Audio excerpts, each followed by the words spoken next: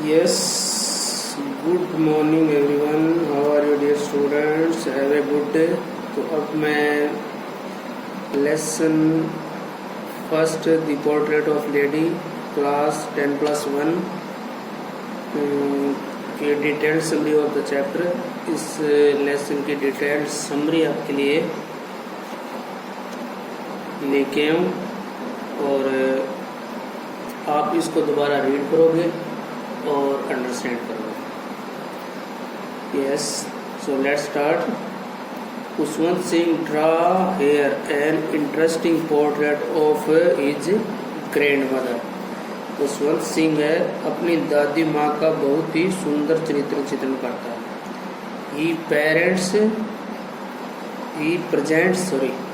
presents her as a tender, loving and deeply religious old lady. वह अपनी दादी माँ को एक बहुत ही टेंडरोतल कोमल, बहुत ही कोमल, लविंग प्यार करने वाली, एंड डीपली रिलीजियस लेडी और गहरी रूप से धार्मिक विचारों वाली महिला के रूप में प्रस्तुत करता है। वह अपनी दादी माँ को एक कोमल प्यार करने वाली और एक धार्मिक विचारों वाली वृद्ध महिला के रूप में प्रस्तुत करता है।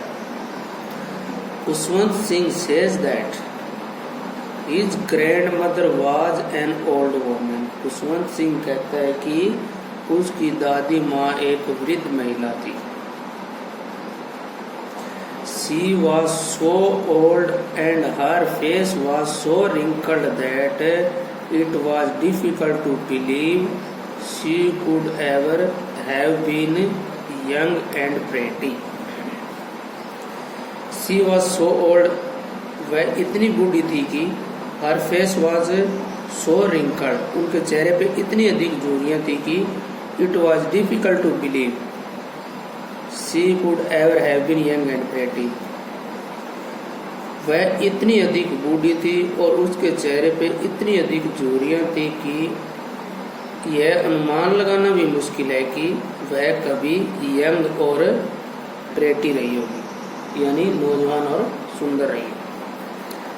It appeared unbelievable,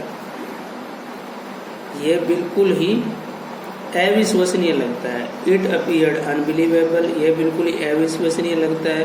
When she talked of the game she used to play in her childhood. It appeared unbelievable when he talked of the game she used to play in her childhood. यानी यह बहुत ही अविश्वसनीय लगता है जब वह बातचीत करती है उन खेलों के बारे में जो वह कभी बचपन में खेला करती थी। यानी उस समय के गेम ही अलग ही तरह के थे और उन गेम्स के बारे में आप सोच के लेखक को बहुत ही अविश्वसनीय बात सी लगती है। Her hair was as white as snow, उसके बाल ऐसे सफेद थे जैसे कि बर्फ। She had a little stoop in her back, उसकी पीठ पर एक ऊपर था। She could be seen telling the beads of her rosary all the time, उसे सारे समय अपनी माला को फेरते हुए, अपनी माला के मनकों को इधर उधर घुमाते हुए और अपने होठों को प्रार्थना में हिलते हुए देख सकते हो। The author says she was like the winter landscape in the mountain.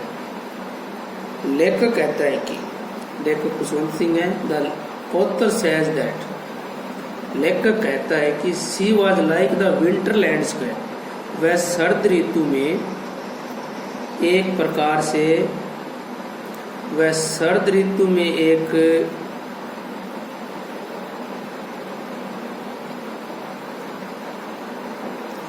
वह पर्वतों के शीतकालीन प्राकृतिक दृश्य की भांति प्रतीत होती थी। पर्वतों की शीतकालीन winters landscape, she was like the winter landscape in the mountains, वह पर्वतों के शीतकालीन प्राकृतिक दृश्य की भांति प्रतीत होती थी। An expanse of pure white serenity breathing peace and contentment, और उसमें क्या दिखाई देता था? शुद्ध सफेद स्थिरता, और उनके फेस को देखकर या उनकी बॉडी को देखकर शुद्ध स्पेस स्थिरता की प्रतिमा, सांसों में उनकी हमेशा शांति रहती थी और वह हमेशा एंड कंटेंटमेंट होता है संतोष, और उसके सांसों में हमेशा संतोष भरा हुआ रहता। A picture of the author grandfather, a picture of the author's grandfather hung on the wall.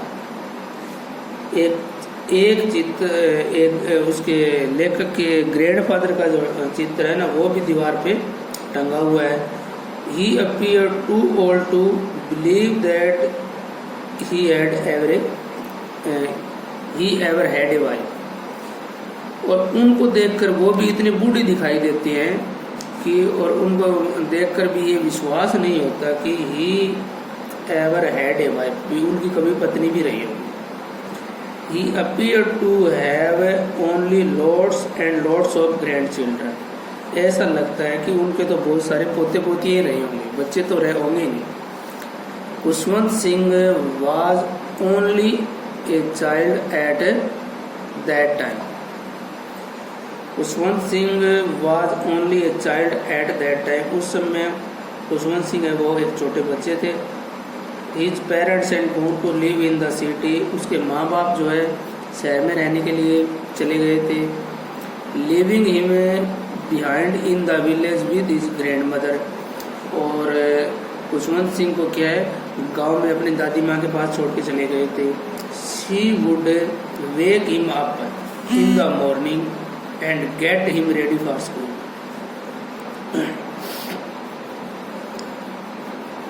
She would wake him up in the morning. वह सुबह उनको उठाती and get him ready for school, और स्कूल के लिए तैयार करती।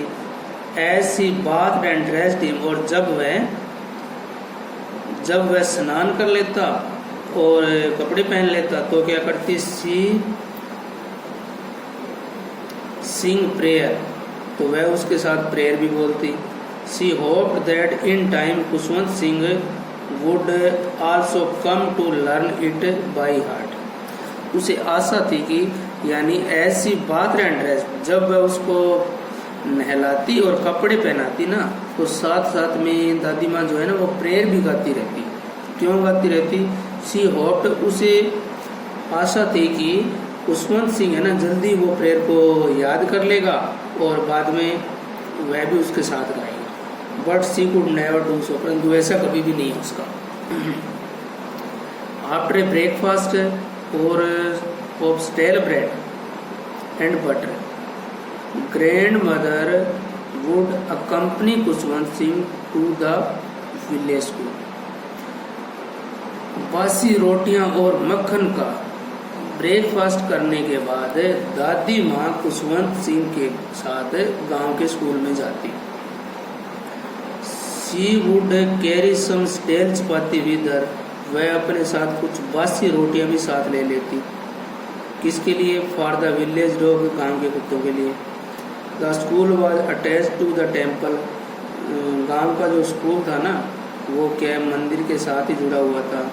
While the children sat in the veranda singing the alphabet or the prayer in chorus.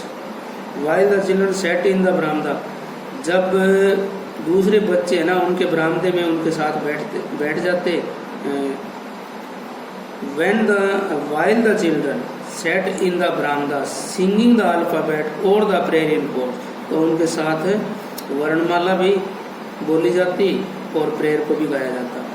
Grandmother would read religious books in the temple, और ग्रैंडमदर जो है ना उस समय मंदिर में क्या करती, जब प्रेयर बोली जाती और दूसरा कोई कार्य किया जाता तो उतने समय में उस मंदिर में वो पुस्तकें पढ़ती। She would walk back home with Khushwant Singh when religious books. Grandmother would read religious book in the temple. She would walk back home with Khushwant Singh when the school was over. जब she would come back, वह वापस आ जाती। she would walk back, वह खुशवंत सिंह के साथ वापस आ जाती जब स्कूल खत्म हो जाता। on their way back they would throw chapati to the village dog, और रास्ते में आते वक्त वह गली के कुत्तों को वो बासी रोटियां भी डालती। When his parents were well settled in the city, Kushwant Singh and his grandmother also went to live with them. जब खुशवंत सिंह के माता पिता शहर में अच्छी तरह से सेट हो गए, यानी अच्छी तरह से एडजस्ट हो गए, Khushwant Singh and his grandmother also went to live with them. Khushwant Singh और उनकी दादी माँ ना वो भी रहने के लिए उनके साथ चले गए, उनके पास रहने के लिए चले गए। Khushwant Singh joined an English medium school, और खुशवंत सिंह ने भी एक इंग्लिश मीडियम स्कूल ज्वाइन कर लिया। His grandmother did not like many things taught in the school. Grandmother को जो भी चीज़ें इंग्लिश मीडियम स्कूल में सिखाई जाती ना वो बिल्कुल भी पसंद नहीं थी। Though she still shared the room with Khushwant Singh, फिर भी क्या है उनका रूम, वो अपना रूम जो है ना खुशवंत सिंह के साथ शेयर करती थी, यानी दोनों एक ही रूम में रहते थे। She could no longer help in his lesson, परंतु अब वह ना उनके लेसन में ना उनकी बहुत ज़्यादा हेल्प नहीं कर सकती थी। लेसन में यानी स्टडी में बहुत ज़्यादा हेल्प नहीं करती थी, क्योंकि अब वो बड़ा हो गया था। She no longer went with him to school, और वह उनके साथ स्कूल भी नहीं जाती थी। In due course Khushwant Singh went up to university. In due course Khushwant Singh went up to university. She was then given a room of his own. जब खुशवंत आगे की स्टडी के लिए कोर्स करने के लिए विश्वविद्यालय चला गया, he was then given a room of his own, तब उसने अपना अलग कमरा ले लिया। and thus the common link of a friendship between them now snapped completely, और इस प्रकार से उनके और उनकी दादी माँ के बीच में जो फ्रेंडशिप का जो मित्रता का जो नाता था ना वो अब लगभग खत्म हो चुका था। Grandmother began to pass her time at the spinning wheel from sunrise to sunset, और ग्रैंड मदर अपना टाइम पास करने के लिए उस समय क्या करती थी, सारा दिन चरखा काटती रहती थी सुबह से लेकर शाम तक। Only in the afternoon did she relax a little, केवल दोपहर में थोड़ा सा वह आराम करती थी। When she fed sparrow with the little bits of bread, और उस दौरान भी वह क्या करती थी, चिड़ियों को छोटे छोटे ब्रेड के टुकड़े डालती थी। The sparrow had seemed to feel quite at home in her company. The sparrow had seemed to feel quite at home in her company, और चिड़ियों को भी है ना दादी माँ के साथ रहने पे ऐसे लगता था कि वह उनका ही घर है। Some of the birds would sit on her shoulder and even on her head. कुछ तो चिड़िया है ना उनके कंधों पर भी बैठ जाती थी और उसके सिर पे भी बैठ जाती थी। Khushwant Singh decided to go abroad for further study. अब खुशवंत सिंह को आगे की स्टडी के लिए विदेश जाना पड़ा, विदेश जाने का निर्णय कर लिया। He was to be away from 5 years, वह उनसे 5 वर्ष तक दूर रहा। His grandmother went to the railway station to see him off, उनकी दादी माँ भी है ना उनको छोड़ने के लिए रेलवे स्टेशन तक उसके साथ आई। Khushwant Singh felt that his grandmother would not live till the time he was to come back. Kushwant Singh felt that his grandmother would not live till the time he was to come back. Khushwant Singh को भी लगता था कि उनकी दादी माँ है ना उस समय तक जीवित नहीं रहेगी जब तक कभी वापिस आएगा, ऐसा लगता था। But that was not so, परंतु वास्तव में ऐसा नहीं हुआ। She was there to receive him at the station when he came back. She was there to receive him at the station when she came. जब खुशवंत सिंह वापिस आया, जब उत्तर वापिस आया तो दादी माँ ना उनको रिसीव करने के लिए स्टेशन पर भी गई। She celebrate is home coming in her common वे, उसने अपने तरीके से उनके घर आने पे स्वागत भी किया। She collected the women of the neighbourhood, उसने पास की औरतों को इकट्ठा कर लिया। And goat an old drum and started singing, और एक पुरानी ढोलक ले ली और लंबे समय तक उसको बजाती रही। She kept singing and beating the drum for several hour, कई घंटों तक वह गीत गाती रही और उस ड्रम को बजाती, उस ढोलक को बजाती रही। Next morning grandmother fell ill, अगली सुबह अचानक ग्रैंड मदर बीमार पड़ गई। The doctor said that it was only a mild fever, तभी डॉक्टर ने कहा कि उसको एक हल्का बुखार था। एंड वुड सून गो, और जल्दी चला जाएगा। But grand mother knew that her and was नहीं, परंतु दादी माँ को लगता था कि उनका अंत जो है निकट आ गया। He lay peacefully in bed praying and telling the beads of her rosary, और वह शांति पूर्वक अपने बेड पे लेट गई और praying and telling the beads of her rosary, अपनी माला के मन के फेरने लगी और प्रार्थना गाने लगी, यानी उनके होठ हिलते थे, प्रार्थना बोलने लगी। She did not want to waste the remaining moment of her life in talking to anybody. She did not want to waste the remaining moments of her life in talking to anybody. और वह अपना समय दूसरों के साथ बातचीत करने में बिल्कुल भी नहीं बिताना चाहती थी। Quite suddenly the rosary fell from her hand. Quite suddenly, और अचानक, the rosary fell from hand, अचानक वो माला जो है ना उनके हाथ से गिर गई। She had breathed her last, और इस प्रकार उन्होंने अपनी अंतिम सांस ली। Her body was placed on the ground and covered with red shroud. Her body was placed on the ground, उस प्रकार उनकी बॉडी को जमीन पर ग्राउंड पे रख दिया और and covered with red shroud, और एक लाल कपड़े से उसको ढक दिया, लाल कफन से, श्राउड होता है कफन। Her body was placed on the ground and covered with a red shroud. After making preparation for her funeral, they went to her room to fetch her body for the last journey. After making preparation of her funeral, दाह संस्कार की तैयारी करने के बाद में, अंतिम संस्कार की तैयारी करने के बाद में, ऐसे भी बोल सकते हैं। They went to her room to fetch her body for the last journey.